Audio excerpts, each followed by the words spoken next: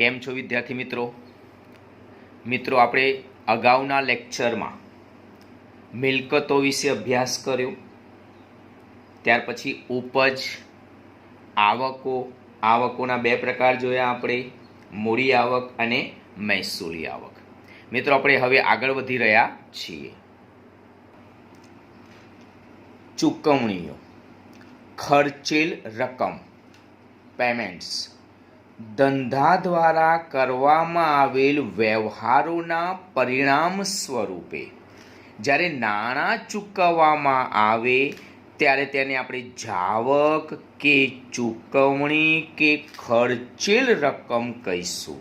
ફરી એક વખત મિત્રો, ધંધા દ્વારા કરવામાં આવેલા વ્યવહારોના પરિણામ સ્વરૂપે ધંધો જે વ્યવહારો કરે છે એ વ્યવહારોના પરિણામ સ્વરૂપે જ્યારે નાણાં ચૂકવવામાં આવે ત્યારે તેને જાવક કે ચૂકવણી કે ખર્ચેલ રકમ કહે છે.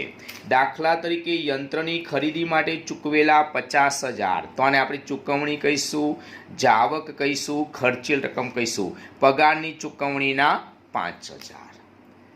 હવે ખર્ચ કોને કહીશું? તો જે ખર્ચેલ રકમનો લાભ જે તે હિસાબી વર્ષને મળવાનો હોય તેને તે વર્ષનો ખર્ચ કહેવામાં આવે છે. ટૂંકમાં જે ખર્ચનો લાભ એક વર્ષ પૂરતો જ મળવાનો હોય એને આપણે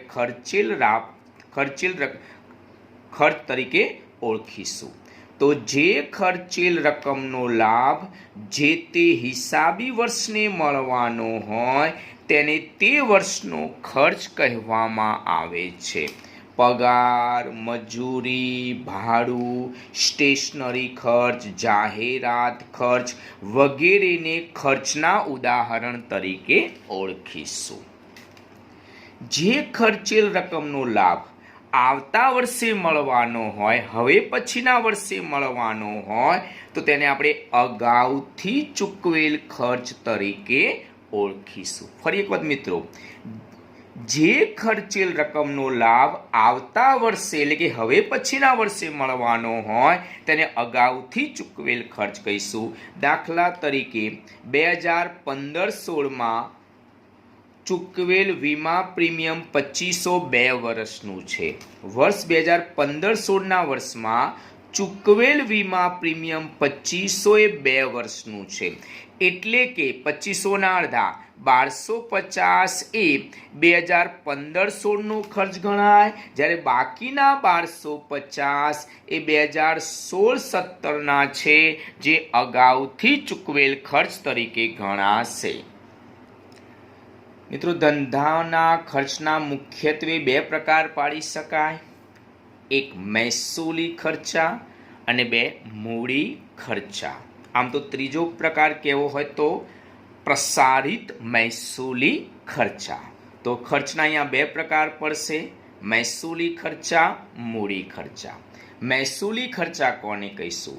તો જે ખર્ચ ધંધામાં નિયમિત રોજબરોજની પ્રવૃત્તિ ચલાવવા માટે થતો હોય તેવા ખર્ચને મહેસૂલી ખર્ચ કહેવામાં આવે છે. ફરી એક વાર, જે ખર્ચ ધંધામાં નિયમિત થતો હોય, રોજબરોજ થતો હોય, વારંવાર થતો હોય, ધંધાની રોજબરોજની પ્રવૃત્તિ ચલાવવા માટે થતો હોય તેવા ખર્ચને મહેસૂલી ખર્ચા કહેવામાં આવે છે. આ ખર્ચ કર્યા વગર ધંધો ચાલી શકે તેમ નથી.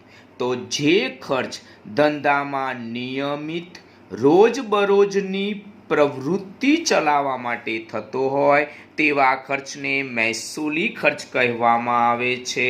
દાખલા તરીકે પગાર, સ્ટેશનરી ખર્ચ, જાહેરાત ખર્ચ, ભાડું, કરવેરા વગેરેને મહેસૂલી ખર્ચ તરીકે ઓળખીશું. મિત્રો, આ ખર્ચા વારંવાર થાય છે. આપણે જો દુકાનમાં માણસ રાખ્યો હશે તો પગાર દર મહિને ચૂકવવો પડશે, સ્ટેશનરીની ખરીદી વારંવાર કરવી પડશે, જાહેરાત ખર્ચ વારંવાર થશે.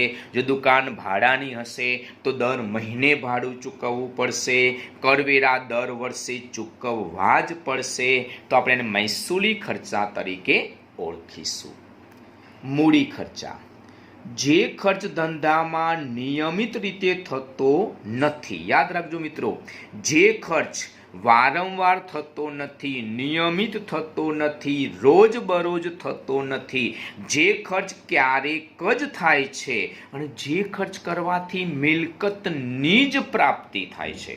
ફરી એક વખત મિત્રો, જે ખર્ચ કરવાથી મિલકતની જ પ્રાપ્તિ થાય છે એને આપણે મૂડી ખર્ચ તરીકે ઓળખીશું. તો ફરી એક વખત, જે ખર્ચ ધંધામાં નિયમિત રીતે થતા નથી પરંતુ મિલકતની ખરીદી પાછળ થતા ખર્ચને મૂડી ખર્ચ કહેવામાં આવે છે. દાખલા તરીકે મકાનની ખરીદી, યંત્રની ખરીદી, ફર્નિચરની ખરીદી વગેરેને મૂડી ખર્ચા તરીકે ઓળખવામાં આવે છે. તો મિત્રો, જે ખર્ચ વારંવાર નથી થતો, રોજબરોજ નથી થતો, ક્યારેક જ થાય છે અને જે ખર્ચ કરવાથી આપણને મિલકતની જ પ્રાપ્તિ થાય છે, તો એવા ખર્ચને આપણે મૂડી ખર્ચ તરીકે ઓળખીશું. દાખલા તરીકે મકાનની ખરીદી કરી તો અહીંયા ખર્ચ તો થયો પણ મકાન નામની મિલકત આપણને પ્રાપ્ત થાય છે. યંત્રની ખરીદી કરી તો યંત્ર ખરીદતા ખર્ચ તો થયો પણ આપણને યંત્ર નામની મિલકત પ્રાપ્ત થાય છે. ફર્નિચરની ખરીદી કરી, ખર્ચ તો છે પણ ફર્નિચર નામની મિલકત પણ પ્રાપ્ત થાય છે. ટૂંકમાં, જે ખર્ચ વારંવાર નથી થતો, રોજબરોજ નથી થતો અને જે ખર્ચ કરવાથી તમને મિલકતની જ પ્રાપ્તિ થાય છે એવા ખર્ચને આપણે મૂડી ખર્ચ તરીકે ઓળખીશું. બીજું મિત્રો, મિલકત ખરીદતા જે ખર્ચ થાય છે એને પણ મૂડી ખર્ચ કહેવામાં આવે છે. તો તમે કહેશો મિલકત ખરીદતા કયો ખર્ચ થાય છે? દાખલા તરીકે આપણે મકાન 10 લાખમાં ખરીદ્યું. હવે આ મકાન આપણા નામે કરાવવું પડે, એટલે કે એનો દસ્તાવેજ કરાવવો પડે.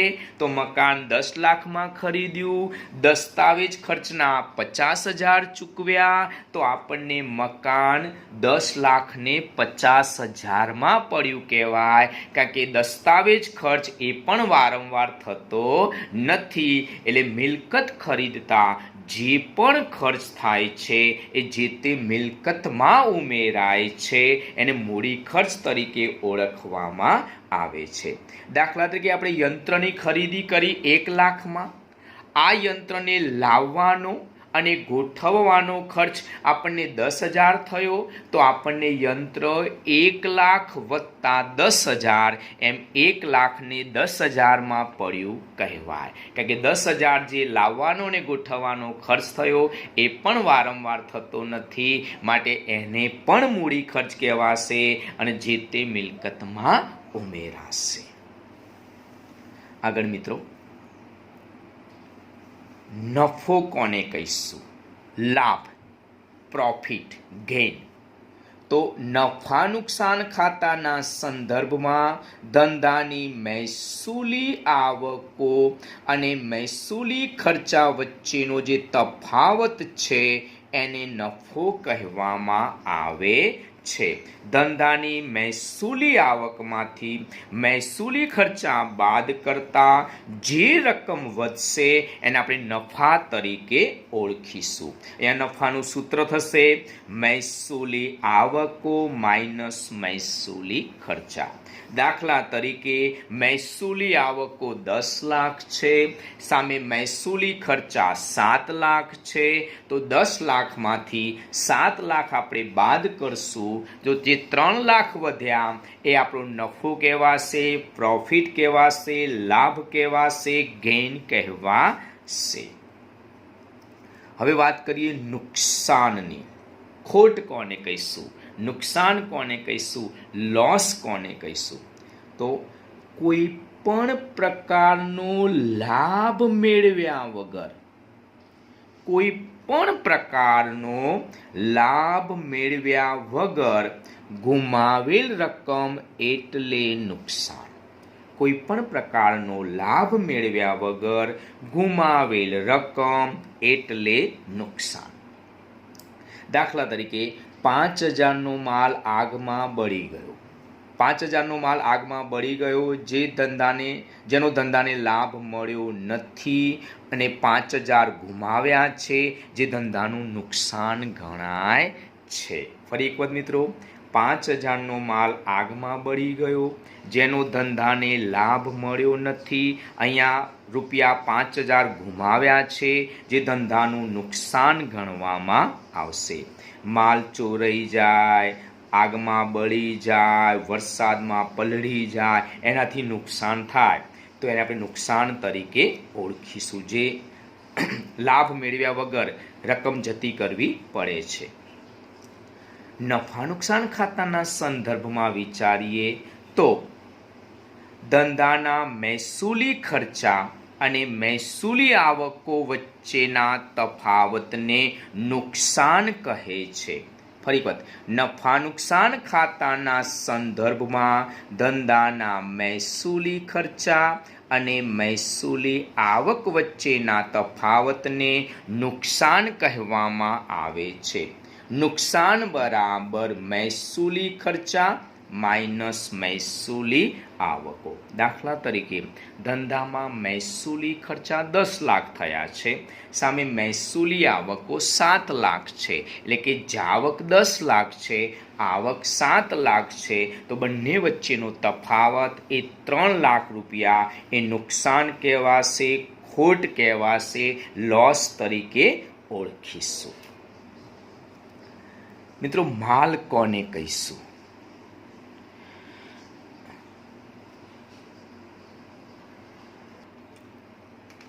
માલ, ગુડ્સ.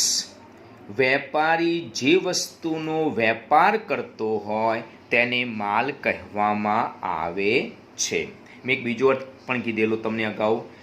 જે વસ્તુ વેચવા માટે જ ખરીદવામાં આવે છે, જે વસ્તુ વેચવા માટે જ ખરીદવામાં આવે છે એને માલ તરીકે ઓળખવામાં આવે છે.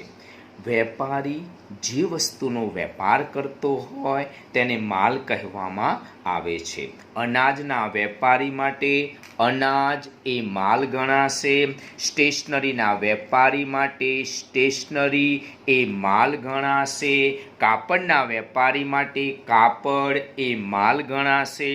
ફર્નિચરના વેપારી માટે ફર્નિચર એ માલ ગણાશે. તેલના વેપારી માટે તેલ એ માલ ગણાશે. ટૂંકમાં, જે વસ્તુ વેચવા માટે જ ખરીદવામાં આવે છે એને આપણે માલ તરીકે ઓળખીશું.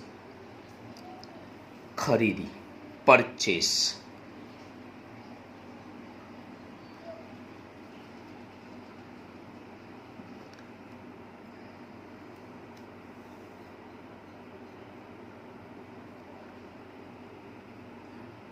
ખરીદી, ધંધાનો માલ વેપારીઓ પાસેથી રોકડેથી કે ઉધાર મેળવવામાં આવે તો એને ખરીદી કહેવામાં આવે છે. ધંધાનો માલ વેપારીઓ પાસેથી રોકડેથી કે ઉધાર મેળવવામાં આવે તો એને ખરીદી કહેવામાં આવે છે. મિત્રો, મગજમાં સ્ટોર કરી દો. ખરીદી શબ્દ માત્ર ને માત્ર માલ માટે જ વાપરવાનો છે, બીજા કોઈ માટે ખરીદી શબ્દ વાપરવાનો નથી. માલ ખરીદવામાં આવે તો જ ખરીદી શબ્દ વાપરવાનો છે, એ સિવાય નહીં. તો ધંધાનો માલ વેપારીઓ પાસેથી રોકડેથી કે ઉધાર મેળવવામાં આવે તો એને આપણે ખરીદી તરીકે ઓળખીશું. રોકડે કે ઉધાર ખરીદેલા માલ કોઈ વ્યાજબી કારણસર પરત કરવામાં આવે તો તેને ખરીદ પરત કહેવામાં આવે છે. મિત્રો, આપણે ઉધાર માલ ખરીદ્યો હોય કે રોકડેથી માલ ખરીદ્યો હોય, પણ કોઈ કારણસર આપણે જો એને માલ પાછો આપી દઈશું તો એને આપણે ખરીદ પરત તરીકે ઓળખીશું.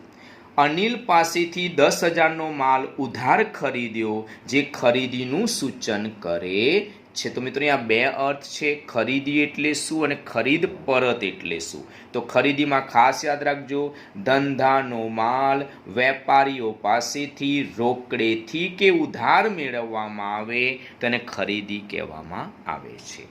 રોકડે કે ઉધાર ખરીદેલો માલ કોઈ વ્યાજબી કારણસર પરત કરવામાં આવે. માલ જે આપણને મળ્યો એ નમૂના પ્રમાણેનું ના હોય અથવા તો નુકસાનીવાળો હોય અથવા ગમે તે વ્યાજબી કારણ હોય અને એ માલ આપણે પરત કરીશું તેને ખરીદ પરત તરીકે ઓળખવામાં આવે છે. અનિલ પાસેથી 10,000નો માલ ખરીદ્યો, એ ખરીદીનું સૂચન કરે છે. 2,000નો માલ આપણે અનિલને પરત કર્યો, એ ખરીદ પરતનું સૂચન કરે છે. હવે વેચાણ, સેલ્સ.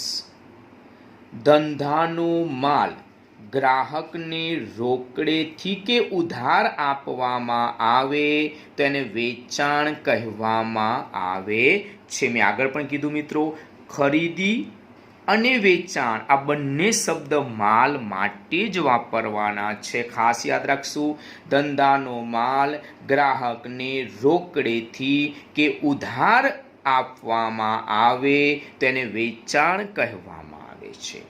રોકડેથી કે ઉધાર વેચેલો માલ કોઈ વ્યાજબી કારણસર પરત મળે તેને વેચાણ પરત કહેવામાં આવે છે.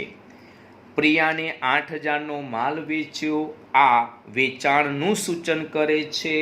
પ્રિયાએ 1,000નો માલ પરત કર્યો, એ વેચાણ પરતનું સૂચન કરે છે. અને માલ સ્ટોક. માલ સ્ટોક કોને કહીશું?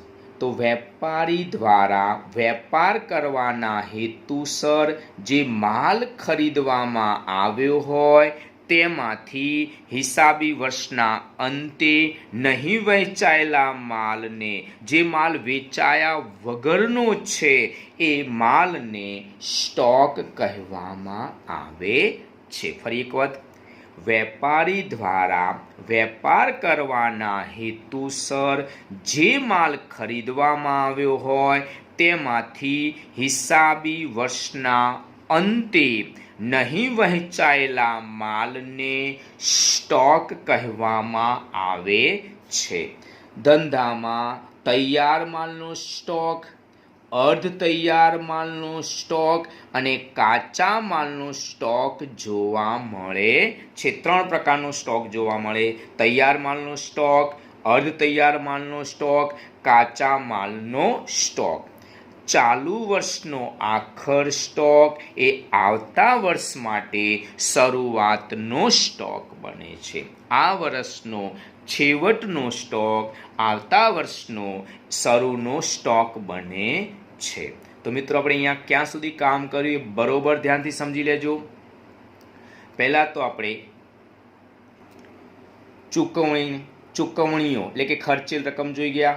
ધંધા દ્વારા કરવામાં આવેલા વ્યવહારના પરિણામ સ્વરૂપે જ્યારે નાણાં ચૂકવવામાં આવે ત્યારે એને જાવક કે ચૂકવણી કે ખર્ચેલ રકમ કહેવાય છે. દાખલા તરીકે યંત્રની ખરીદી માટે ચૂકવેલા 50,000, પગારની ચૂકવણી માટે ચૂકવેલા 5,000. ખર્ચ કોને કહીશું? જે ખર્ચેલ રકમનો લાભ જે તે હિસાબી વર્ષને મળવાનો હોય તો તે વર્ષનો ખર્ચ કહેવામાં આવે છે. ફરી વખત, જે ખર્ચેલ રકમનો લાભ જે તે હિસાબી વર્ષને મળવાનો હોય તો તેને તે વર્ષનો ખર્ચ કહેવામાં આવે છે. પગાર, મજૂરી, ભાડું, સ્ટેશનરી ખર્ચ, જાહેરાત ખર્ચ વગેરે ખર્ચના ઉદાહરણ છે. જે ખર્ચેલ રકમનો લાભ આવતા વર્ષે મળવાનો હોય તો તેને અગાઉથી ચૂકવેલ ખર્ચ કહેવામાં આવે છે. 2015-16ના વર્ષમાં ચૂકવેલ વીમા પ્રીમિયમ ₹2,500 2 વર્ષનું છે, એટલે કે 2,500ના અડધા 1,250 એ 2015-16ના વર્ષનો ખર્ચ ગણાય, જ્યારે બાકીના 1,250 16-17ના છે જે અગાઉથી ચૂકવેલ ખર્ચ ગણવામાં આવશે. મિત્રો, ખર્ચના 2 પ્રકાર જોયા: મહેસૂલી ખર્ચા, મૂડી ખર્ચા. મહેસૂલી ખર્ચા જે ખર્ચા ધંધામાં નિયમિત રોજબરોજની પ્રવૃત્તિ ચલાવવા માટે થતા હોય એવા ખર્ચને મહેસૂલી ખર્ચ કહીશું. દાખલા તરીકે પગાર, સ્ટેશનરી ખર્ચ, જાહેરાત ખર્ચ, ભાડું, કરવેરા વગેરે.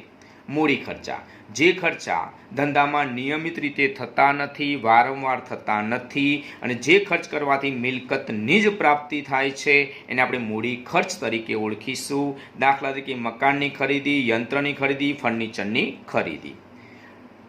નફો નફા નુકસાન ખાતાના સંદર્ભમાં ધંધાના મહેસૂલી આવકો અને મહેસૂલી ખર્ચા વચ્ચેનો જે તફાવત આવે છે, જે ડિફરન્સ આવે છે, એને નફો કહેવામાં આવે છે. નુકસાન કોઈ પણ પ્રકારનો લાભ મેળવ્યા વગર ગુમાવેલ રકમ એટલે નુકસાન. 5,000નો માલ આગમાં બળી ગયો, જેનો ધંધાને લાભ મળ્યો નથી અને ₹5,000 ગુમાવ્યા છે, જે ધંધાનું નુકસાન ગણાશે. નફા નુકસાન ખાતાના સંદર્ભમાં કહીએ તો મહેસૂલી ખર્ચા અને મહેસૂલી આવકો વચ્ચેનો તફાવત એટલે નુકસાન. મહેસૂલી ખર્ચમાંથી મહેસૂલી આવકો બાદ કરશું, જે ડિફરન્સ આવશે એને આપણે નુકસાન કહીશું. માલ, વેપારી જે ચીજ વસ્તુનો વેપાર કરતો હોય એને માલ કહેવામાં આવે છે. દાખલા તરીકે અનાજના વેપારી માટે અનાજ એ માલ ગણાશે. સ્ટેશનરીના વેપારી માટે સ્ટેશનરી એ માલ ગણાશે. તેલના વેપારી માટે તેલ એ માલ ગણાશે. ખરીદી, ધંધાનો માલ વેપારીઓ પાસેથી રોકડેથી કે ઉધાર મેળવવામાં આવે તેને આપણે ખરીદી તરીકે ઓળખીશું. રોકડે કે ઉધાર ખરીદેલો માલ કોઈ પણ વ્યાજબી કારણસર પરત કરવામાં આવે તેને ખરીદ પરત કહેવાશે. વેચાણ, ધંધાનો માલ ગ્રાહકોને રોકડેથી કે ઉધાર આપવામાં આવે તેને વેચાણ કહીશું. રોકડેથી કે ઉધાર વેચેલો માલ કોઈ વ્યાજબી કારણસર પરત આવે તેને આપણે વેચાણ પરત કહીશું. અને માલનો સ્ટોક, વેપારી દ્વારા વેપાર કરવાના હેતુસર જે માલ ખરીદવામાં આવ્યો હોય તેમાંથી હિસાબી વર્ષના અંતે નહીં વહેંચાયેલા માલને સ્ટોક કહીશું. વેચાયા વગરનો જે માલ છે એને આપણે સ્ટોક કહીશું. ધંધામાં તૈયાર માલનો સ્ટોક, અડતૈયાર માલનો સ્ટોક અને કાચા માલનો સ્ટોક જોવા મળશે. ચાલુ વર્ષનો આખર સ્ટોક આવતા વર્ષનો શરૂનો સ્ટોક બને છે. મિત્રો, જો તમને મારો વિડીયો ગમ્યો હોય તો લાઈક, શેર અને સબસ્ક્રાઈબ કરવાનું ભૂલતા નહીં. આવજો.